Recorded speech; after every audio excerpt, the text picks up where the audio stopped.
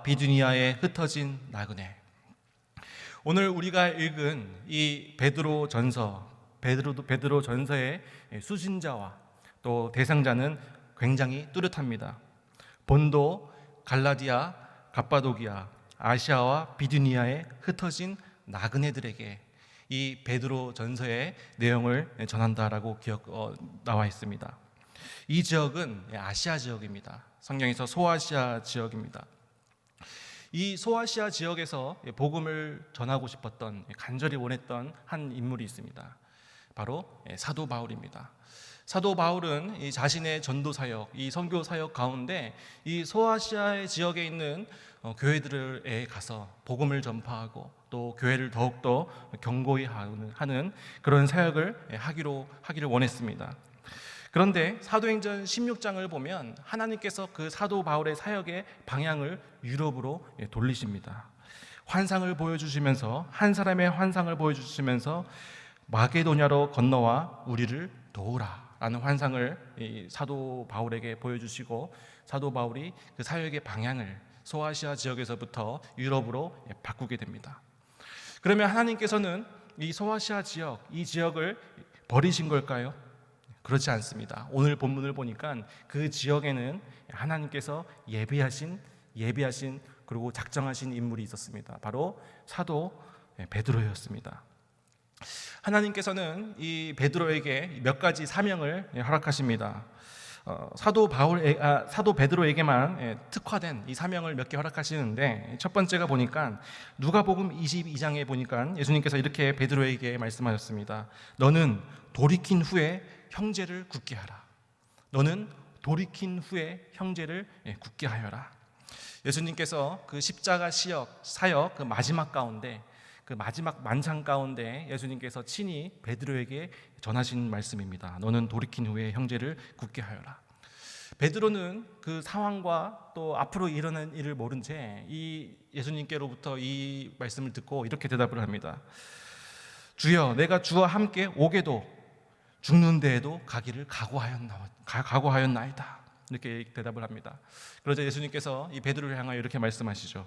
내가 네게 말하노니 오늘 닭 울기 전에 내가 3번 나를 모른다고 부인하리라. 베드로의 사명은, 하나님께서 베드로에게 허락하신 이 사명은 그 핍박과 고난과 환난으로 인해서 넘어진 자들, 또 그 연약함으로 인해서 상처받은 자들, 그들을 다시 견고히 세우고 일으키는 그 사명을 하나님께서 허락하셨다라는 것입니다. 그래서 그런지 베드로 자신도 굉장히 많이 넘어집니다. 최악의 상황까지 가죠. 예수님께서 재판받으시는 그 상황 가운데 베드로는 예수님을 도무지 알지 못한다고 3번이나 부인을 합니다. 그리고 부활하신 예수님을 직접 목격했음에도 다시 고향 땅으로 내려가 다시 어부로서 살아가는 그런 베드로의 모습을 볼 수 있습니다. 동병상련이라고 할까요? 너는 돌이킨 후에 형제를 굳게 하라. 베드로는 자신의 넘어짐, 자신의 연약함을 누구보다도 뚜렷하게 경험했기 때문에, 그 아픔을 알기 때문에 고난과 핍박과 환난으로 넘어진 형제들에게 손을 내밀고 그들을 세우는 사명을 잘 감당하게 됩니다.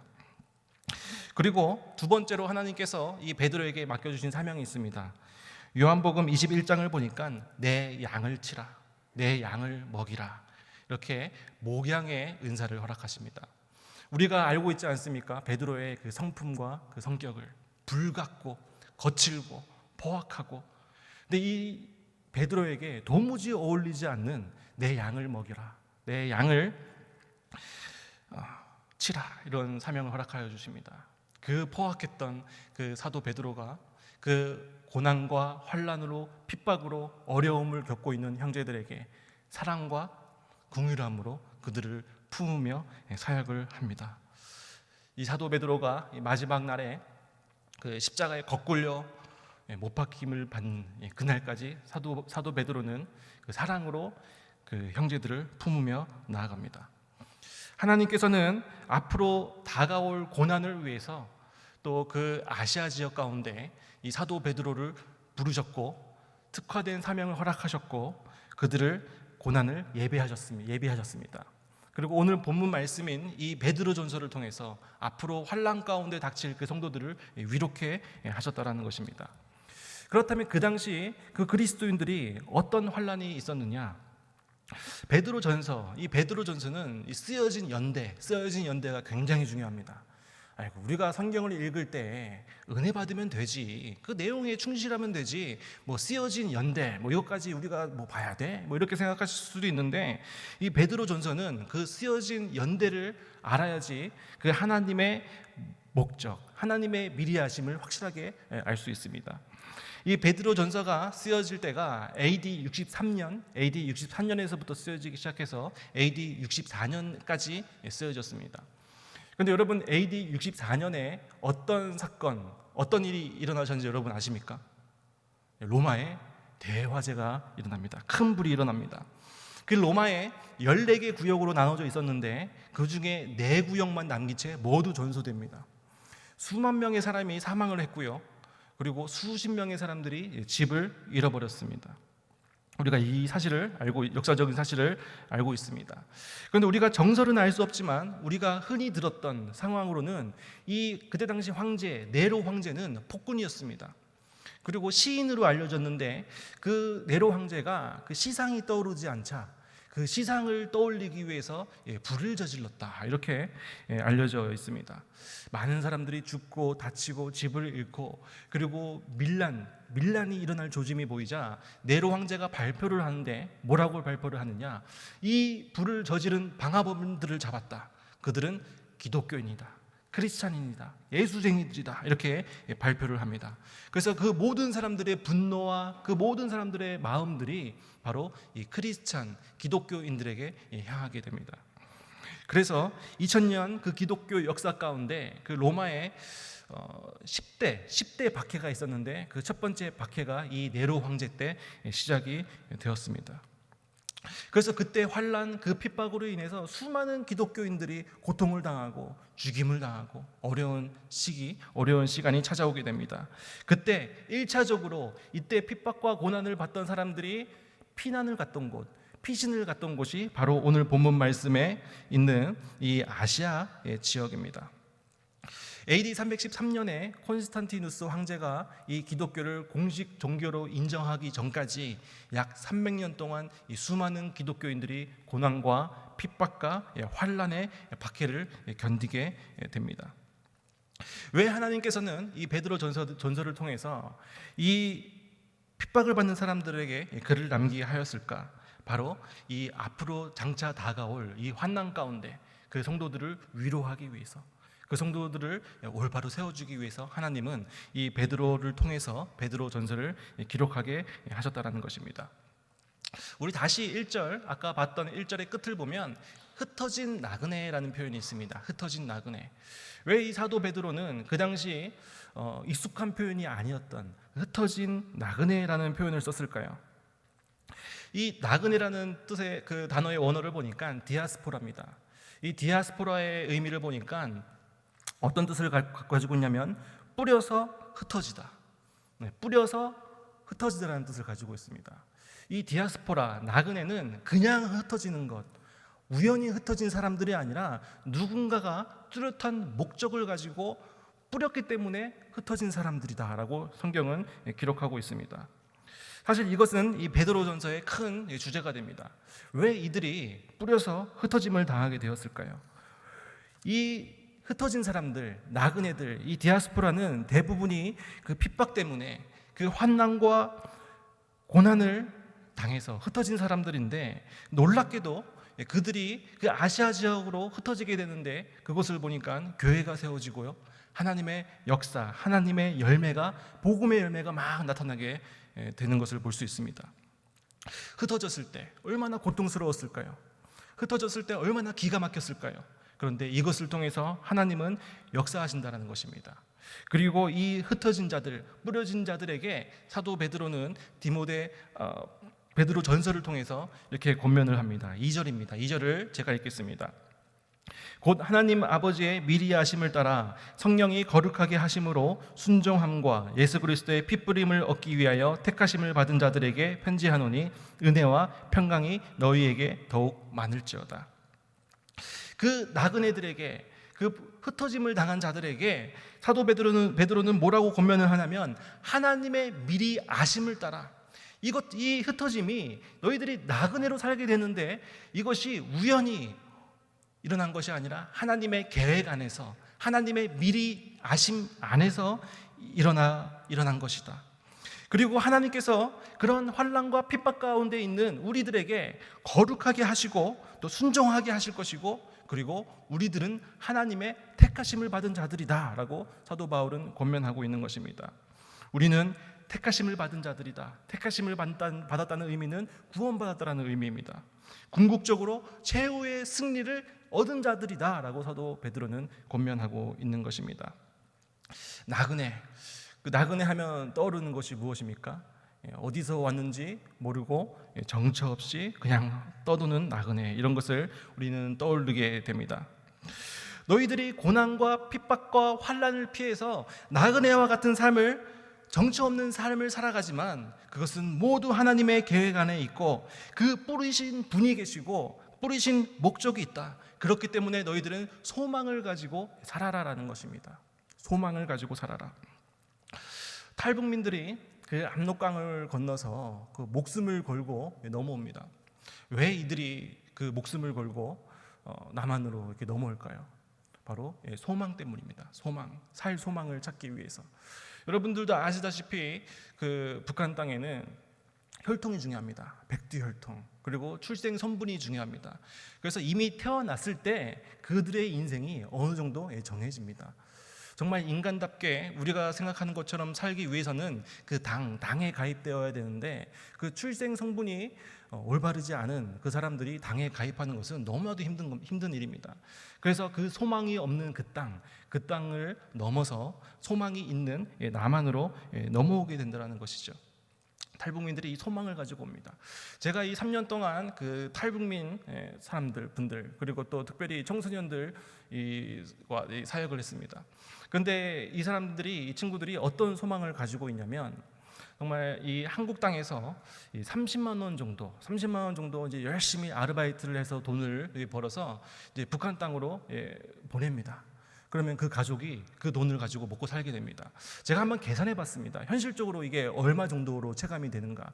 그 쌀을 기준으로 그 친구들과 계산을 해보니까 한국에서 남한에서 30만 원을 북의 가족에게 보내면 약 210만 원으로 계산이 되더라고요. 그러니까 한 사람이 남한에 가면 그 가족이 온전하게 먹고 살 수 있게 됩니다. 그래서 북한에서 어떤 속설이 있냐면 백두의 혈통보다 더 좋은 혈통이 있다. 무슨 혈통이냐? 한라 혈통이다. 한라 혈통. 한라 혈통이 뭐냐면 가족 중에 한 명이 남한에서 열심히 일을 해서 돈을 보내주는 그 가정이 최고다, 이런 속설이 있습니다. 이 친구들이 어떻게 이 남한 땅에서 살아가느냐? 소망을 가지고 살아갑니다. 이 친구들이 그 나이 또래보다 굉장히 더 철이 들었고 더 열심히 살아갑니다. 소망을 가지고. 또 이 친구들이 어떤 소망이 있냐면, 내가 이곳에서 잘 정착하고 내가 이곳에서 돈도 많이 모아서 또 한 명씩 그 가족들을 남한으로 보내는 것, 이 소망을 가지고 또 열심히 살아갑니다. 실제로 그렇게 하고 있습니다. 제가 감동받는 일이 있었는데, 그 안성에 한겨레 학교라고 그 탈북민 고등학생들이 이제 있는 학교가 있습니다.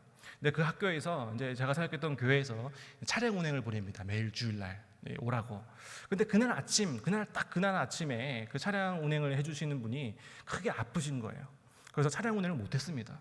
그래서 아이고 어쩔 수 없네, 못했네, 이렇게 생각하고 있었는데 그 친구들이 온 거예요. 안성에서 강남까지 택시 타고 왔습니다. 야, 그래서 깜짝 놀라서, 야, 어떻게 온 거야? 너희들 어떻게 왔어? 물어보니까, 또 왜 왔냐? 이렇게 물어보니까, 고조 온다고 약속했으니 왔습니다. 이렇게 얘기를 하는 거예요. 야, 감동을 받았습니다. 진짜 멋지지 않습니까? 온다고 약속을 했으니까 택시 타고 온 거예요. 이렇게 이 소망을 품고 열심히 살아갑니다. 소망을 품고. 우리가 살아가는 이 인생 가운데 소망이 없다면 우리가 겪고 있는 이 고난이 단순히 고난으로 끝날 줄 모릅니다. 그런데 우리가 소망이 있기 때문에 우리가 겪고 있는 이 고난이 전부가 아님을 우리가 알 수 있다는 것입니다. 터키에 아마 여러분들도 들어보셨을 거예요. 그 데링쿠유라는 지역이 있습니다. 그 지역에 지하 도시가 발견이 됐는데, 발굴이 됐는데 어마어마한 지하 도시가 발견됐습니다. 그 밑으로 길이가 대략 85m입니다. 놀라지 않으시는 것 보니까 뭐 감이 안 오시는데, 우리나라의 가장 깊은 이 지하철이 5호선입니다. 5호선. 근데 5호선이 가장 깊은데 평균 몇 미터인지 아십니까? 지하 25m입니다. 우리가 에스컬레이터를 타고 깊게 내려가서 타잖아요. 근데 그게 25m예요. 근데 이 2000년 전 당시에 지어졌던 지하 도시인데 몇 미터라고요? 80m가 넘습니다. 어마어마하죠. 제가 사진을 좀 갖고 왔는데 한번 보시겠습니다. 사진. 어마어마합니다. 또 사진 한번 넘겨주시겠어요? 이런 모습 또 한번 넘겨주시겠어요? 근데 우리가 봤을 때는 지금 이제 관광지로 개발됐기 때문에 굉장히 말끔하고 또 이렇게 밝은 모습으로 되어 있었는데 2000년 전 당시에는 전기가 없었습니다. 그러니까 그 지하 깊은 곳에서는 어떻겠습니까? 깜깜했습니다. 그리고 지금처럼 뭐 배수 시설, 지금처럼 뭐 오물 처리 시설, 뭐 공기 청정 시설 아무것도 없었습니다. 그러니까 이 땅굴 속에서 이 환난과 핍박과 고난을 피해서 온 그 흩어진 나그네들이 이 땅 가운데, 그 지하 가운데 살았다고 추정을 하는데, 정말 그곳에서 태어나서 그곳에서 수많은 사람들이 죽었습니다. 그 칠흑같이 깜깜한 전기도 없는 상황 가운데서 식수, 씻을 물도 없고요. 그 음식을 구하기 위해서 지상에 올라가서 구해야 하지만 겨우겨우 살아갈 수 있었습니다. 그 지독한 냄새들, 그 지독한 그 환경 가운데 그곳에서 신앙을 지키기 위해서 태어나서 수많은 예수님을 믿는 자들이 죽었다라는 것입니다. 그래서 이 사도 베드로가 편지를 하는데, 그 고난 가운데 있는 그 성도들에게 편지를 하는데, 그들에게 은혜와 평강이 있기를 원하고 그들에게 산 소망이 있기를 원한다라고 쓴 편지는 우리가 느끼는 그런 감정과는 매우 다른 것입니다. 베드로는 그 고난 가운데 있는 그 신앙을 지키는 사람들에게 굉장히 역설적인 이야기를 하고 있습니다. 너희들이 지금 흩어진 나그네들인데, 흩어진 인생을 살아가고 있는데, 너희들은 불확실한 인생을 살아가는 것 같지만 너희들이야말로 가장 확실한 인생을 살아가고 있는 자들이다. 너희들이야말로 하나님께 택하심을 받고 살아가는 존재들이다. 너희들이야말로 지금 나그네의 삶을 살고 있지만, 그 정처를 알 수 없는 삶을 살아가고 있지만, 너희들이야말로 뚜렷한 목적을 향해 달려가는, 구원을 받는 하나님의 택하심을 받은 자들이다라고 사도 바울은 권면하고 있는 것입니다. 불확실한 세상 가운데서 우리가 살아가는데 우리가 소망을 가질 수 있는 그 이유는 그 궁휼하심에 따라서 그 하나님의 놀라우신 계획을 우리가 믿고 신뢰하면서 나아가고 있기 때문에, 우리는 이 고난 가운데 있지만 그 고난이 끝이 아니라 우리는 산 소망을 가지며 살아갈 수 있다는 것입니다. 고난 가운데 우리는 산 소망을 이야기할 수 있습니다. 이것이 복음의 진리인 겁니다. 3절을 보니까 이렇게 기록되어져 있습니다. 우리 주 예수 그리스도의 아버지 하나님을 찬송하리로다. 그의 많으신 긍휼대로 예수 그리스도를 죽은 자 가운데서 부활하게 하심으로 말미암아 우리를 거듭나게 하사 산 소망이 있게 하시며. 우리가 고난 가운데 살아가지만, 우리가 불확실한 상황 가운데 살아가지만, 하나님께서 우리 가운데 예수 그리스도를 허락하여 주시고, 그 예수 그리스도를 믿는 믿음으로 말미암아 예수 그리스도께서 우리 죄를 위하여 십자가에 못 박혀 돌아가시고 피를 흘리시고 부활하셨고, 그것을 우리가 믿기 때문에 우리는 거듭나게 되었고, 우리는 구원함을 얻게 되었고, 우리는 그 구원, 그 산 소망을 붙잡고 살아갈 수 있다는 것입니다. 오늘 본문의 마지막 절 9절을 보니까 이렇게 기록되어 있습니다. 믿음의 결국 곧 영혼의 구원을 받음이라. 우리가 고난 가운데 있지만 우리가 소망, 산 소망, 구원을 우리가 붙잡으면서 나아갈 수 있다는 것입니다. 성경 인물을 보면 이렇게 많은 고난을 받은 인물들이 있습니다. 근데 그 중에 다윗이 떠오릅니다. 다윗은 어느 때보다 평범한 삶, 평범한 목동의 삶을 살고 있었습니다. 그런데 하나님께서 그 다윗의 마음을 보시고 하나님께서 다윗에게 기름을 부으셨습니다. 기름 부었다는 의미가 무엇입니까? 왕으로 택했다라는 것입니다. 하나님께서 친히 사무엘을 통해서 그 목동이었던 다윗을 알아보시고 그 다윗에게 기름을 부었고 왕으로 세워주셨습니다. 그러면 상식적으로 우리가 기대하게 되는 그 앞으로 그 다윗 가운데 펼쳐질 삶은 어떤 삶이겠습니까? 하나님께서 친히 왕으로 세우셨기 때문에 앞으로 그 다윗의 인생은 왕에 걸맞는 인생, 그 화려한 인생, 그 왕으로서의 인생이 그 다윗에게 그려지지 않습니까? 그런데 그 앞으로 기름 부음 이후로 수십 년 동안 다윗은 역경과 고난을 경험하게 됩니다. 하나님의 역사하심으로, 그 하나님의 능력으로 돌팔매로 그 골리앗을 쓰러뜨렸는데, 그래서 이 국민적인 영웅으로 떠올랐는데, 야, 드디어 내 인생이 피는구나, 드디어 이제 내 인생이 왕으로서의 화려한 인생이 시작되는구나, 아마 다윗은 이렇게 생각했을 겁니다. 그런데 웬걸 사울의 질투가 시작되고 사울 왕이 경계합니다. 사울 왕의 마음을 평온하기 위해서 그 앞에서 수금을 켜는데 사울이 창으로 던져서 다윗이 죽을 위기에 처합니다. 그리고 이것이 두 번이나 반복이 되었습니다. 사울이 다윗을 질투하고 시기해서 다윗을 전쟁터에 내몰아서 죽게 하려는 음모를 꾸밉니다. 그래서 이 딸 미갈을 미갈을 얻기 위해서 그 블레셋 병사의 100명의 포피를 가져와라, 이렇게 명령을 합니다. 죽으라는 명령입니다. 그런데 그 가운데서도 하나님의 은혜로 다윗은 살아납니다. 그리고 다윗의 도피 생활이 시작되는데 그 창문을 통해서 겨우겨우 그 미갈을 통해서 목숨을 건지게 되고, 그리고 또 사무엘 선지자가 있는 그 라마로 도피를 했는데 또 그곳까지 사울은 그 다윗의 목숨을 옥죄며 쫓아옵니다. 그리고 광야로 도피 생활을 합니다. 그 광야 도피 생활 가운데 너무나도 배가 고파서 굶주려서 그 노베 제사장에게 찾아가서 겨우겨우 먹을 것을 얻고 떠나게 되는데, 그것을 보고 분노한 사울이 노베 제사장들을 다 죽입니다. 그 소식을 들은 사울의 마음이 어땠을까요? 나에게 음식을 주었다는 이유로 그 하나님의 사람들이 다 목숨을 잃게 되었습니다. 얼마나 마음이 무너졌을까요? 결국 이 다윗은 그 적국이었던 블레셋으로 도피 생활을 합니다. 망령을 갑니다. 그리고 시글락에서 자신을 지금까지 믿고 따라와줬던 용사 600명들과 함께 살아가게 되는데, 그 600명들의 군사들과 함께 또 전쟁에 나가기 위해서 3일 동안 그 자리를 비운 그 사이에 아말렉 군대가 쳐들어와서 그 600명 병사의 온 가족들을 다 납치해 갑니다. 그리고 살고 있는 마을을 다 불질러 버립니다. 얼마나 마음이 무너졌을까요? 그 자신들을 믿고 따랐던 그 600명의 병사들이 다윗을 향해서 뭐라고 얘기하면, 우리가 돌을 들어서 다윗을 치자, 이렇게 얘기를 합니다. 자신을 믿고 따랐던 사람들이 자신을 죽이려고 합니다. 결국 이 아기스 왕이 두려워서 도망치는데 어떻게 도망치느냐?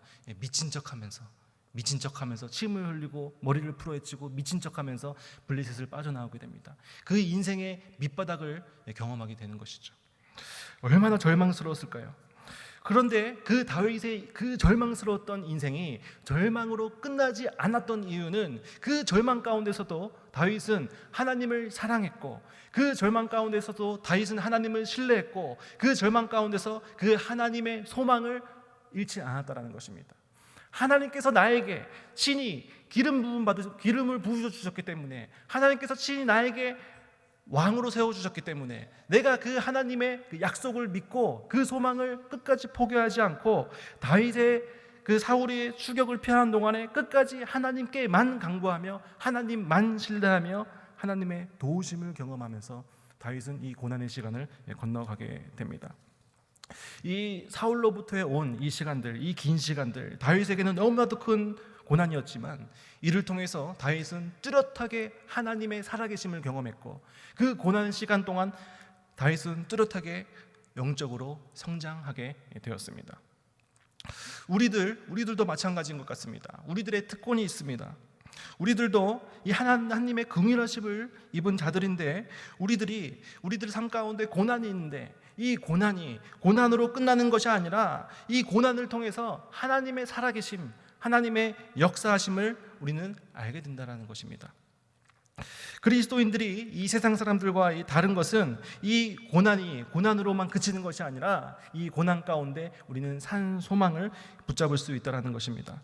그래서 잠깐 근심하지 않을 수 없으나 도리어 크게 기뻐함은 우리의 고난으로 끝나는 것이 아니기 때문에, 이 고난을 통해서 우리는 올바른 구원의 길로 가고 있기 때문에 우리는 기뻐함으로 그 고난 가운데 나아갈 수 있다는 것입니다. 그래서 사도 베드로는 6절을 통해서 이렇게 이렇게 권면합니다. 6절 우리 다 같이 읽겠습니다. 6절 시작. 그러므로 너희가 이제 여러 가지 시험으로 말미암아 잠깐 근심하게 되지 않을 수 없으나 오히려 기뻐하는도다. 여기서 여러 가지 시험이라고 되어 있는데, 여러 가지 시험이라는 말을 영어 성경을 보니까 all kinds of trials입니다. 여러 가지 시험을 넘어서 모든 종류의 시험, 우리가 인생을 살아가면서 우리가 하나님을 붙들고 살아간다고 해서 이 모든 고난들이 우리를 피해가는 것이 아닙니다. 우리가 이 모든 고난, 그 고난들을 겪으면서 살아가는데, 그 고난 때문에 우리가 잠깐 근심하지 않을 수 없는데, 그 고난 가운데서 우리가 기뻐할 수 있는 이유는 이 고난 가운데 가장 친밀하게 하나님을 만날 수 있고, 그 고난 가운데 가장 친밀하게 하나님과 연합할 수 있고, 그 고난 가운데 가장 친밀하게 하나님의 뜻을 우리는 알 수 있게 된다는 것입니다. 그래서 우리가 하나님을 붙든다고 하는 것은 그 우리 인생 가운데 고난이 없어진다는 의미가 아닙니다. 그 고난 가운데 우리는 잠깐 근심하지 않을 수 없으나 그 고난을 통해서 하나님의 뜻을 알게 되고요, 그 고난을 통해서 우리는 더욱더 뚜렷하게 구원을 바라보게 된다는 것입니다. 그래서 사도 바울은 5절에서 계속해서 이렇게 이야기합니다. 제가 읽어보겠습니다. 5절. 너희는 말세에 나타내기로 예비하신 구원을 얻기 위하여 믿음으로 말미암아 하나님의 능력으로 보호하심을 받았느니라. 우리는 이 하늘나라, 그 구원의 소망을 두고 살아가는 존재들이기 때문에 세상 사람들이 그 실패 때문에 좌절할 때 우리는 하나님의 계획을 알 수 있고, 그 세상 사람들이 그 실패 때문에 난리치고 있을 때 그 하나님의 섬세하신 계획을, 하나님의 섬세하신 우리 인생을 다듬어가는 그 하나님의 손길을 우리는 바라볼 수 있다는 것입니다. 그래서 여러분들, 혹시 여러분들의 삶 가운데 고난 가운데 있는 여러분들 계십니까? 그 고난 가운데 이 고난이 끝이 아니라, 이 고난으로 그치는 것이 아니라 그 고난 너머에 우리는 산소망 구원이 있고, 이 고난을 통해서 하나님을 더욱더 알아갈 수 있는 그 기쁨을 누리시기를 원합니다. 우리가 이 세상의 가치를 바라보면서 또 이 세상의 가치를 추구하면서 살아갑니다. 그런데 우리는 결국 알게 되죠. 그 세상의 가치가 너무나도 허무한 것이구나. 그런데 이 허무한 인생, 허무한 세상을 살아가고 있을 때 하나님께서 우리 인생 가운데 친히 찾아오셨습니다. 그래서 우리가 하나님을 의지하게 되고, 또 하나님을 바라보게 되고, 하나님을 소망하게 되고, 그 우리 인생 가운데, 허무한 인생 가운데 뚜렷한 인생의 그 목적, 정착지를 하나님께서 우리에게 알려주셨다는 것입니다. 그래서 저는 오늘 설교, 오늘 본문의 제목처럼 그 나그네가 그냥 나그네가 아니라 믿음 있는 나그네, 이렇게 표현하고 싶습니다. 나그네는 어디서 왔는지도 모르고 정처 없이 떠드는 것이 나그네입니다. 그런데 우리는 믿음 있는 나그네입니다. 그 하나님을 믿는 믿음을 통해서 우리는 어디로 갈지, 우리의 본향이 어디 있는지 그 구원을 우리는 뚜렷하게 바라볼 수 있다는 것입니다. 그래서 우리는 지금 흩어진 나그네와 같은 삶을 살아가지만 그 삶 가운데 하나님을 바라볼 수 있고, 그 삶 가운데 기뻐하며 산 소망을 붙잡을 수 있게 된다는 것입니다. 우리들의 삶에는 연단이 있습니다. 오늘 본문을 보니까 연단이 금보다 귀하다, 이렇게 사도 베드로는 표현합니다. 왜냐하면 이 귀한 연단을 통해서 우리는 우리의 목적지를 더 뚜렷하게 알 수 있게 되기 때문입니다. 그리고 이 연단 가운데 하나님의 보호하심이 있기 때문입니다. 우리들은 이 세상에 살아가면서 잠깐 우리는 근심하지 않을 수 없습니다. 우리 중에 아픈데 아픈 것을 아프지 않다라고 얘기할 수 있는 사람이 있습니까? 우리 중에 고난이 있는데 고난이 아닐 사람이 누가 있겠습니까? 그런데 이 가운데서 우리를 붙잡아 주시는 그 놀라우신 하나님의 소망, 그리고 믿음 있는 나그네로 이 세상 가운데 승리하며 살아가는 그런 여러분들 되었으면 좋겠습니다. 기도하겠습니다. 하나님 아버지, 감사합니다. 저희들의 장차올 고난, 그 고난을 하나님께서 미리 예배하여 주시고, 또 피할 길을 허락하여 주시고, 또 그 고난 가운데 저희들을 살펴주시고, 또 고난 가운데 그 소망을 허락해 주신 그 놀라우신 하나님을 저희들이 바라봅니다. 저희들이 이 세상 가운데 모든 고난 가운데 살아가지만, 우리가 잠깐 그 고난 때문에 근심하지 않을 수 없지만, 그 고난 가운데 하나님께서 저희들의 인생에 친히 찾아오셔서 뚜렷한 정착지와 목적지를 알려주시고 그 구원의 길을 향하여 달려가게 하심에 감사드립니다. 하나님, 저희들이 눈앞에 펼쳐져 있는 고난이 있습니다. 그러나 그 고난이 끝이 아니라 결국 산 소망이 우리 가운데 있음을 다시 한 번 더 기억하고 붙잡게 하시고 거룩함으로 순정함으로 하루하루 구원을 완성하며 구원을 이뤄가며 살아가는 저희들 될 수 있도록 은혜를 베풀어 주시옵소서. 이 모든 말씀 예수님의 이름으로 기도드립니다. 아멘.